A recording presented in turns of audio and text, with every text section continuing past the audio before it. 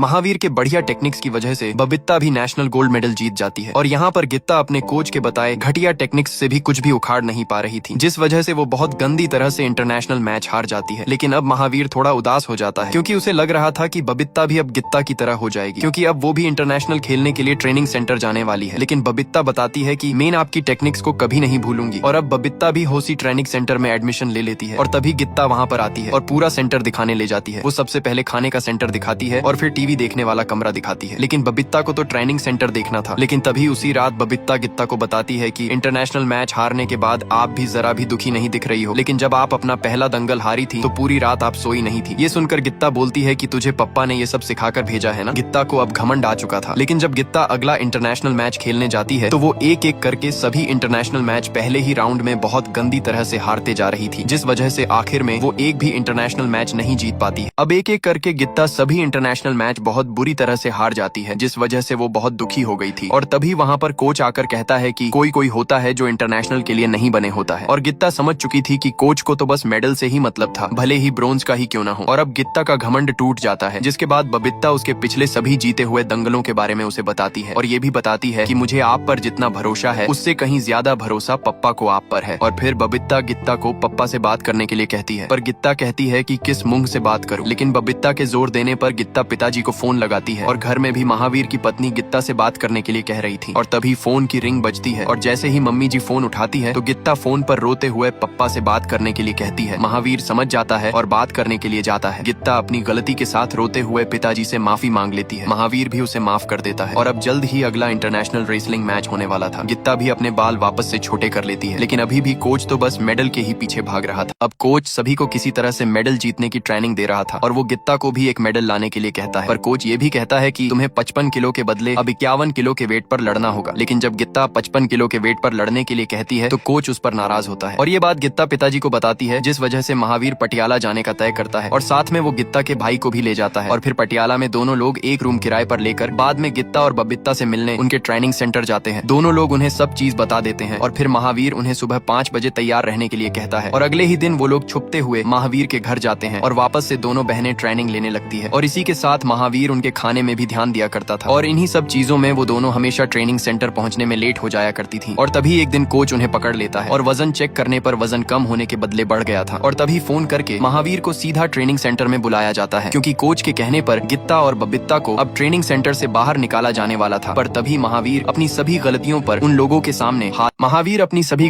Director के सामने हाथ जोड़कर उनसे माफी मांगता है ताकि गीता और बबीता को सेंटर से न निकाला जाए। और तभी महावीर गीता और बबीता के पुराने जीते हुए दंगलों की इनाम की राशि फोटो एल्बम के जरिए दिखाता है। महावीर बताता है कि कोच को तो बस मेडल से ही मतलब है, भले ही ब्रोंज का ही क्यों ना हो। ये सब सुनकर डायरेक्टर्स उन्हें बाहर इंतजार करने के लिए कहते हैं, लेकिन बाहर भी कोच फालतू का ज्ञान दे रहा था। और जैसे ही दोनों में बवाल होता कि तभी उन्हें बुलाया जाता है। सभी डायरेक्टर्स के अनुसार गीता और बबीता को एक और मौका दिया जाता है, लेकिन उन्हें ट्रेनिंग सेंटर से बाहर जाने की अनुमति नहीं दी जाती है और न ही महावीर भी अब ट्रेनिंग सेंटर में आ सकता था। लेकिन महावीर को ये तो पता था कि उसे गीता को ट्रेनिंग देने से कोई भी नहीं रोक सकता था। जिसके बाद महावीर गीता को फोन करता है और जितने भी इंटरनेशनल मैच गीता ने हारे थे उन सभी की रिकॉर्डिंग की कॉपी घर मंगवाता है। जिसके बाद वो लोग उन सभी रिकॉर्डिंग को सिनेमा घर में ले जाकर महावीर ध्यान से देखता है और जहाँ पर गीता गलती कर रही थी तो वो उन सभी चीजों को एक बुक में नोट भी कर रहा था। लेकिन यहाँ पर सिनेमा महावीर गीता की सभी गलतियों को ध्यान से देखकर उन्हें नोट कर रहा था। लेकिन यहाँ पर सिनेमा घर के मालिक को वो फिल्म देखने के बहुत कीड़े हो रहे थे और काम पूरा होने के बाद वो लोग घर जाकर गीता को कॉल करते हैं और वापस से सुबह 5 बजे तैयार रहने के लिए कहता है। और अब अगली सुबह महावीर के कहने पर गीता अपनी मैच की रिकॉर्डिंग देखने लगती है। महावीर बताता है कि तू जीती हुई गेम खुद ही हार जा रही है। जिसके बाद महावीर गीता की सभी गलतियों को उसके मैच के वीडियो के जरिए बताता है और अटैक करके खेलने के लिए कहता है, जिस वजह से गीता के टेक्निक्स में अब थोड़ा इम्प्रूवमेंट होता है। और जब नेशनल मैच का ट्रायल आता है तो गीता पिताजी के बताए बातों को ध्यान में रखकर और कोच से ट्रेनिंग ली हुई लड़कियों को बहुत बुरी तरह से हरा देती है। ये देखकर कोच दंग और डायरेक्टर खुश हो जाते हैं। और अब जल्द ही वो वक्त आ जाता है जब गीता वापस इंटरनेशनल मैच खेलने जा रही थी, लेकिन वो अब बहुत नर्वस होती है क्योंकि उसके पिछले गेम्स बहुत बेकार गए हुए थे और अब इंटरनेशनल मैच शुरू होता है। लेकिन गीता इसमें भी एक एक करके सामने वाली बंदी से वो हार जा रही थी, जिस वजह से गीता पहला राउंड बहुत बुरी तरह से हार जाती है। ये देखकर पहला राउंड हारने के बाद गित्ता दूसरा राउंड खेलने के लिए जाती है, जहाँ कोच डिफेंस करके खेलने के लिए कह रहा था, तो वहीं पर ही महावीर उसे अटैक करके खेलने के लिए कह रहा था। गित्ता अपने पिता के कहे अनुसार खेलने लगती है, जिस वजह से फाइनल मैच, जिसमें किसी को भी उम्मीद नहीं होती है, वो मैच बहुत बढ़िया तरह से जीत जाती है। और अब सेमीफाइनल मैच में गित्ता का सामना एक नाइजीरियन प्लेयर से होने वाला था, क्योंकि वो खिलाड़ी बहुत ही ताकतवर थी, तो वो एक भी मैच आज तक नहीं हारी थी। लेकिन उसके पहले ही महावीर और कोच दोनों ही अपनी अपनी सलाह दे रहे थे, लेकिन गित्ता कोच की बात न मानकर महावीर की बात ध्यान से सुन रही थी। और तभी अगले दिन मैच शुरू होता है। सेमीफाइनल के पहले राउंड में तो गित्ता नाओमी को तो रोक लेती है और पॉइंट्स न मिलने के कारण नाओमी गित्ता का हाथ मरोड़ने लगती है, लेकिन अंत में कभी न हारने वाली नाओमी को गित्ता ने सेमीफाइनल में बहुत गंदी तरह से हरा दिया था। जिसके बाद अब कल गित्ता का फाइनल मैच एक ऑस्ट्रेलियन प्लेयर से होने वाला था, जिसने 2 बार गित्ता को हराया था और उसी चीज का घमंड उसे हो रहा था। गित्ता महावीर से कल की स्ट्रेटेजी के बारे में पूछ रही थी। महावीर बताता है कि कल सबसे बड़ा मुकाबला है, तुझे ऐसा खेलना होगा कि गित्ता महावीर की सभी बातों को अच्छे से समझ जाती है, लेकिन यहाँ पर कोच चेयरमैन से गित्ता के पिताजी को बीच में चुप बैठे रहे उसके लिए उन्हें कहता है, क्योंकि बीच मैच में गित्ता उसकी कम और पिताजी की बात ज्यादा मानती थी। लेकिन चेयरमैन को भी पता था कि कोच को तो बस ब्रोंज मेडल से ही मतलब है। चेयरमैन ये भी कहता है कि अगर गित्ता हर मैच जीत रही है तो तुम्हें क्या कीड़े हो रहे हैं। और फिर जब गित्ता से फाइनल मैच के पहले इंटरव्यू में उसकी इतने अच्छे परफॉर्मेंस के बारे में पूछा जाता है, तो वो उसका सारा क्रेडिट अपने पिताजी को देती है। ये सुनकर कोच की तो जलकर राख हो जाती है। और अब अगले ही दिन फाइनल मैच होने वाला था, जिस वजह से इतिहास में पहली बार इतने सारे लोग इंडिया की तरफ से रेसलिंग मैच देखने के लिए आए हुए थे। लेकिन जब सभी लोग अंदर जा रहे थे कि तभी महावीर को एक आदमी रोक लेता है और वो कहता है कि चेयरमैन आपसे कुछ बात करना चाहते हैं। महावीर उन्हें मना कर रहा था, पर वो आदमी किसी तरह का बहाना बनाकर अपने साथ उन्हें ले जाने लगता है, क्योंकि ये सब साजिश उसी कोच की थी। और तभी स्टेडियम से बहुत दूर के जाकर वो आदमी महावीर को एक सुनसान कमरे में बंद कर देता है और वहाँ से चला जाता है। और अब जल्द ही मैच शुरू होने वाला। अब यहाँ पर सभी की सांसें थमी हुई थी। गित्ता को कुछ भी समझ में नहीं आ रहा था कि वो किस तरह से ये हारा हुआ मैच जीतेगी। यहाँ महावीर भी कुछ नहीं कर सकता था, क्योंकि गित्ता को 22 सेकंड में 4 पॉइंट्स चाहिए थे, जो कि नामुमकिन सा है। और अब सभी को लग चुका था कि गित्ता देश के लिए गोल्ड मेडल नहीं जीत पाएगी। जिसके बाद अब आखिरी राउंड चालू होता है, लेकिन तभी गित्ता को पिताजी की एक बात याद आती है कि 5 पॉइंट लेने वाला दांव लगाना नामुमकिन तो है, लेकिन उसे किया जा सकता है। जिस वजह से मैच शुरू होते ही गित्ता किसी भी तरह से वो दांव लगाना चाहती थी, पर एंजेलिना उसे वो दांव लगाने ही नहीं दे रही थी, क्योंकि वो वक्त बर्बाद कर देती है तो वो जीत जाएगी। यहाँ पर वक्त रेत की तरह हाथ से फिसलते जा रहा था, मानो कि गित्ता हार चुकी थी। लेकिन तभी पिताजी की एक बात याद करती है कि सामने वाले के दिमाग से खेलना होगा, उसे दांव दिखाना कुछ और है और लगाना कुछ और है। और यही चीज गित्ता करती है। वो एंजेलिना को चकमा देकर उसे घूमकर अच्छे से पकड़ लेती है और फिर बिल्कुल इंद्रधनुष की तरह उसे घुमा देती है। यहाँ महावीर कमरे में बंद था और थोड़ी ही देर में गित्ता का भी मैच शुरू होने वाला था, जिस वजह से इशारे में पप्पा कहाँ पर है ये गित्ता पूछती है। महावीर अपना पूरा जोर लगाता है, पर कुछ भी फायदा नहीं था। और अब मैच शुरू होता है और शुरुआत में ही गित्ता सीधा 3 पॉइंट्स ले मारती है और थोड़ी ही देर में गित्ता अपना फाइनल का पहला राउंड जीत जाती है। और अगले राउंड से पहले गित्ता का भाई महावीर को ढूंढने जाता है, पर महावीर उसे कहीं पर भी नहीं मिलता है, जिस वजह से वो वापस आ जाता है और यहाँ पर महावीर थक कर बैठ जाता है। लेकिन यहाँ पर गित्ता सेकंड राउंड में तो पहले बहुत ही बढ़िया खेल रही थी, लेकिन थोड़ी ही देर में सामने वाली खिलाड़ी उस पर भारी पड़ने लगती है। यहाँ तक कि पूरे गांव वाले भी ये मैच देख रहे थे। सब लोग दुखी हो जाते हैं। लेकिन अब जब अगला राउंड चालू होता है तो गित्ता के हाथ से धीरे धीरे मैच फिसल रहा था। और अब ऐसा वक्त आता है जब एंजेलिना से जीत पाना गित्ता के लिए नामुमकिन सा हो चुका था। गित्ता को समझ नहीं आ रहा था कि पप्पा कहाँ पर है। और तभी उसे एक बात याद आती है कि महावीर ने कहा था कि मैं सिर्फ तुझे लड़ना सिखा सकता हूँ और लड़ना तो तुझे खुद ही होगा, जरूरी नहीं कि हर जगह में तेरे पास रहूंगा। सभी की सांसें मानो थम सी गई थी। अब गित्ता एंजेलिना को चकमा देकर उसे घूम कर कस के पकड़ लेती है और फिर वो उसे बिल्कुल इंद्रधनुष की तरह गोल घुमाकर समय खत्म होने से पहले एंजेलिना को जमीन पर गिरा देती है। और आखिरी में ना जीत पाने वाला मैच गित्ता ने जीत के दिखाया और वो पहली विमेन रेसलिंग चैंपियन बन गई, जो कि इंडिया के लिए गोल्ड मेडल जीती थी। गित्ता के साथ सभी लोग बहुत ज्यादा खुश हो जाते हैं। महावीर बस सोच में पड़ा हुआ था और यहाँ पर अभी भी पिताजी कहाँ पर वो पूछ रही थी, जिसके थोड़ी देर बाद गित्ता को गोल्ड मेडल पहनाकर उसका सम्मान किया जाता है। और तभी महावीर को नेशनल एंथम की आवाज सुनाई देती है, जिससे वो समझ जाता है कि गित्ता मैच जीत चुकी है। और अब आखिरकार महावीर का सपना सच हो ही चुका था। और तभी एक कर्मचारी आकर दरवाजा खोलता है, जिसके बाद महावीर तेजी से बाहर निकलता है और जल्दी जल्दी भागकर गित्ता के पास जाता है। ससुरा कोच यहाँ पर भी पूरा क्रेडिट लेने के चक्कर में था, पर तभी गित्ता महावीर को देख लेती है और तेजी से पिताजी के पास जाती है और उन्हें देश का पहला गोल्ड मेडल दिखाती है। महावीर गित्ता को शाबाशी देता है और इसी के साथ ये मूवी यहीं पर ही खत्म होती है। ऐसे ही